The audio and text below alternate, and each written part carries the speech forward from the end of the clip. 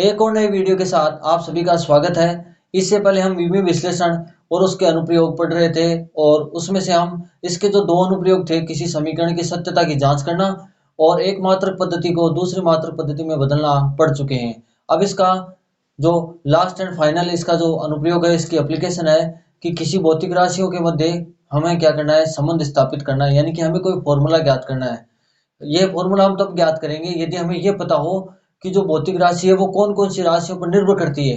यदि क्वेश्चन में हमें ये दिया जाए कि कोई भौतिक राशि है कि इन इन राशियों पर निर्भर करती है, तब हम क्या कर सकते हैं, उसका फॉर्मूला ज्ञात कर सकते हैं।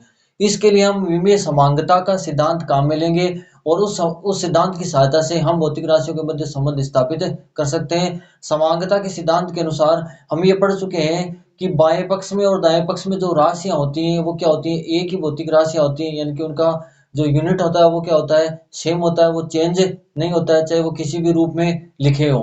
तो यानी कि यदि इधर अपने पास में वेग है तो इधर भी क्या आना चाहिए। यदि प्लस और माइनस में बहुत सारी हमें व्यंजक दिए हुए हैं तो प्लस और माइनस में सभी का जो विमीय समीकरण होगा वो क्या होगा, सेम होगा। सभी का वेग का ही विमीय समीकरण हमें प्राप्त होगा, यानी कि वेग का फॉर्मूला हमें वहां पर प्राप्त होगा। तो ये विमीय समांगता का सिद्धांत हम भौतिक राशियों के मध्य संबंध स्थापित करने में ज्ञात करेंगे। इसके लिए हम एक एग्जाम्पल लेकर इसको समझते हैं और एग्जाम्पल ये है कि कोई सिंपल पेंडुलम है, सरल दोलक है और वो क्या कर रहा है, दोलन कर रहा है किसी एक बिंदु के सापेक्ष। वो क्या कर रहा है, इस प्रकार से उसमें क्या हो रहे हैं, दोलन हो रहे हैं। और उसका जो आवर्तकाल है, आवर्तकाल अर्थात एक दोलन को पूरा करने में जो लगा समय है, वो क्या करता है, निम्न राशियों पर निर्भर करता है। एक तो इसकी लंबाई पर यानी कि एल पर निर्भर कर रहा है, फिर ये निर्भर कर रहा है द्रव्यमान पर टी समानुपाती एम पर, और निर्भर कर रहा है टी समानुपाती जी पर, गुरुत्वीय त्वरण पर। तो इस तीनों को सम्मिलित रूप से लिखेंगे तो हम ऐसे लिखेंगे एल एम और जी। ठीक है। अब इनके ऊपर कितनी घात होंगी तो हम मान लेते हैं कि इसकी घात है ए, इसकी घात है बी और इसकी घात क्या है, सी। जैसे समानुपाती का चिन्ह हटाएंगे तो एक नियतांक आएगा और मान लीजिए वो नियतांक क्या है, के है। तो फॉर्मूला हो जाएगा टी बराबर के एल ए एम बी और जी की पावर सी। ये समीकरण मान लीजिए कौन सी है, एक। अब हमें क्या करना है, इस विमीय समीकरणों के द्वारा यहाँ पर ए बी और सी की क्या करनी है, वैल्यू ज्ञात करनी है। तो सबसे पहले हम आवर्तकाल का विमीय समीकरण लिखेंगे। तो आवर्तकाल का विमीय समीकरण हो जाएगा एक चक्कर को पूरा करने में लगा समय, यानी कि समय का विमीय समीकरण एम जीरो एल जीरो और हो जाएगा टी वन। ये तो हो गया आवर्तकाल का। फिर के क्या कांस्टेंट है, तो कांस्टेंट का जो विमीय समीकरण होता है हमें पता है एम जीरो एल जीरो और होता है टी जीरो।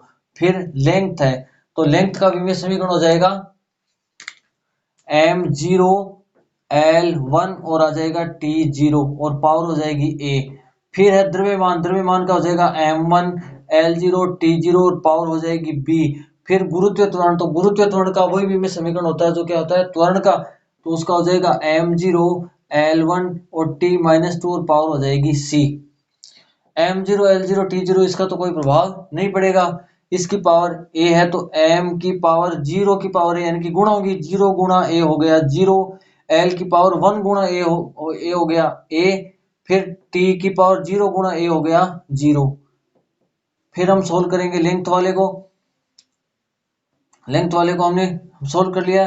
फिर हम सोल्व करेंगे द्रव्यमान को, तो एम की पावर एक की पावर बी, यानी कि एक गुणा बी बी, और एल जीरो गुणा बी जीरो, टी जीरो गुणा बी क्या हो गया, जीरो हो गया। बहुत ही नॉर्मल चीज है।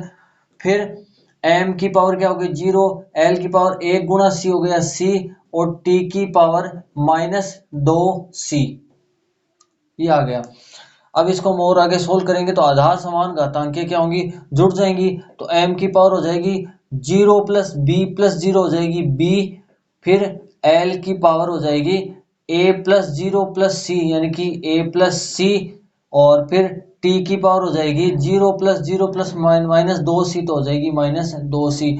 इधर अपने पास में आ गया m की पावर जीरो, l की पावर जीरो, t की पावर वन। अब विमीय समांगता के सिद्धांत से क्या होना चाहिए कि इधर जो यहाँ पर घातांकें आएंगी वो इन घातांकों के क्या होनी चाहिए, बराबर होनी चाहिए। इसलिए जिनके आधार समान है उनके घातांकों की हम क्या करेंगे, तुलना करेंगे। यानी कि यहाँ पर यदि वेग का फॉर्मूला आएगा तो इधर भी क्या आना चाहिए, वेग का फॉर्मूला। अब दोनों तरफ यदि वेग का फॉर्मूला हो तो उसके पावर ये जो ए बी और सी होंगी वो भी क्या होंगी, सेम होगी। चाहे इनका परिमाण क्या हो सकता है, चेंज हो सकता है, लेकिन ऊपर की जो घात है वो क्या होंगी, सेम होंगी। इसलिए यदि ये वेग होगा या कोई दूसरा फॉर्मूला हो तो उसके अनुसार इनकी क्या होंगी, विमाएं होंगी। इसलिए हम इन दोनों की क्या कर रहे हैं, तुलना कर रहे हैं। समान जो यहाँ पर आधार है उनके घातांकों की क्या कर रहे हैं, तुलना कर रहे हैं। तो सबसे पहले m की पावर 0 और m की पावर b की तुलना करेंगे। तो यहां से आ जाएगा 0 बराबर b। मेरे पास में आया m की पावर 0 और m की पावर b, तो इसको लिख दिया 0 बराबर, तुलना करने पर 0 बराबर कितना आ गया, b।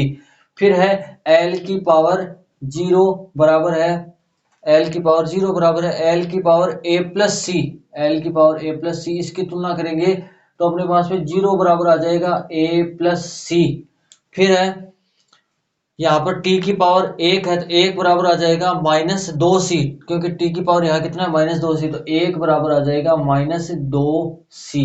यहाँ से हम किसका मान ज्ञात कर सकते हैं, यहाँ से b की वैल्यू आ गई है, ये मान लीजिए समीकरण कौन सी है, 1 है। और यहाँ से c की वैल्यू आ गई, c बराबर आ गया माइनस 1/2। ये c का मान हम क्या करेंगे, समीकरण 2 में लिख देंगे।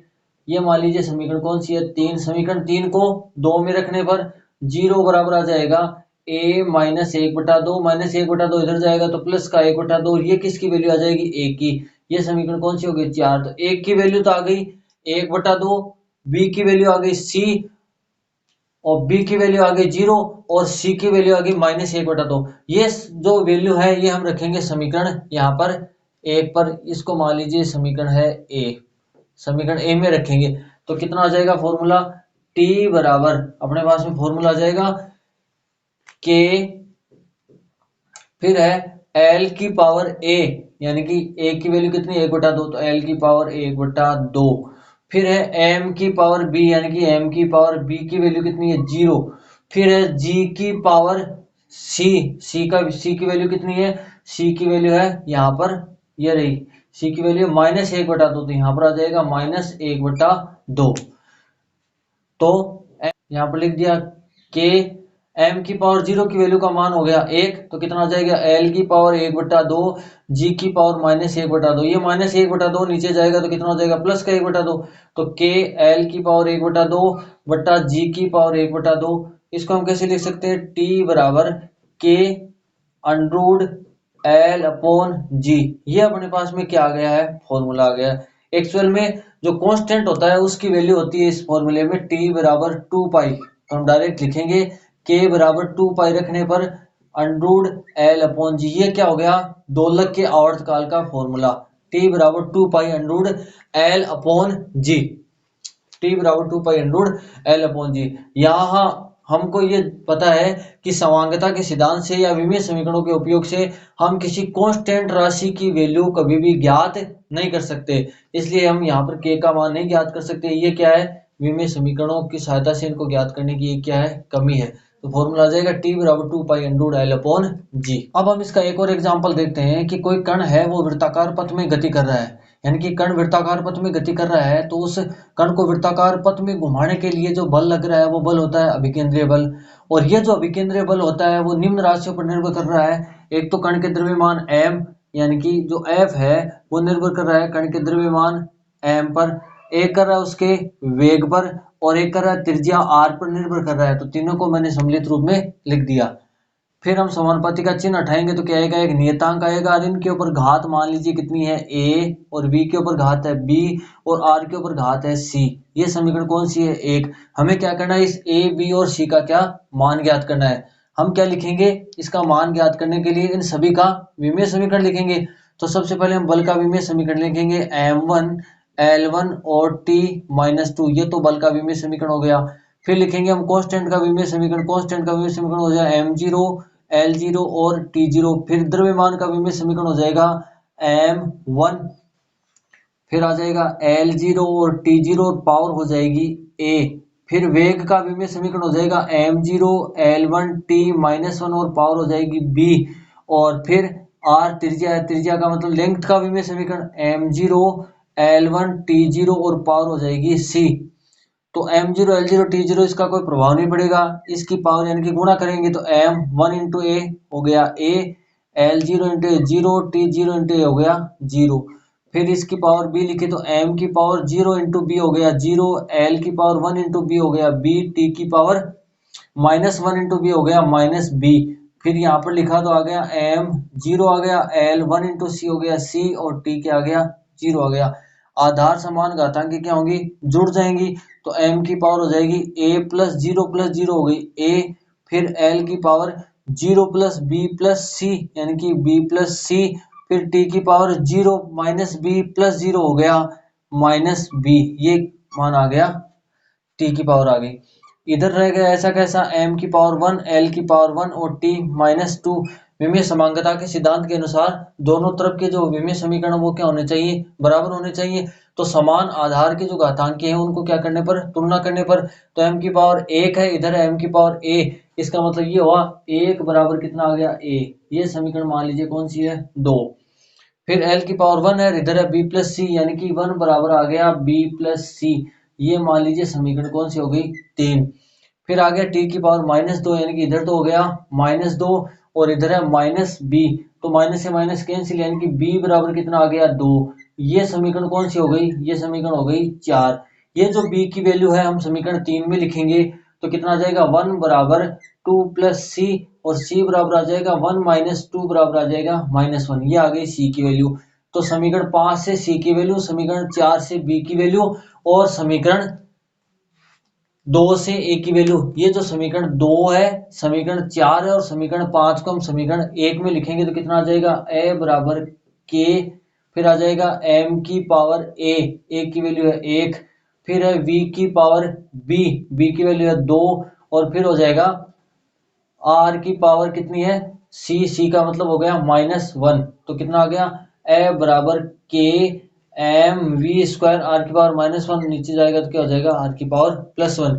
और इस फॉर्मूले में क्योंकि हम कांस्टेंट की वैल्यू नहीं ज्ञात कर सकते और एक्चुअल में इसका मान होता है 1, तो यहाँ से फॉर्मूला आ जाएगा a बराबर m v स्क्वायर बट्टा r, ये हो गया उस कण पर लगने वाले अभिकेंद्रीय बल का मान जो निम्न 3 राशियों पर निर्भर कर रहा है, द्रव्यमान, वेग और त्रिज्या पर। इस प्रकार हम किसी भी समीकरण को इस विमीय समीकरण की सहायता से ज्ञात कर सकते हैं। मुझे आशा है कि आप लोगों को ये वीडियो पसंद आया होगा। यदि पसंद आया तो इसको लाइक, शेयर और सब्सक्राइब कीजिए, और कोई क्वेश्चन हो तो कमेंट में पूछिए। धन्यवाद।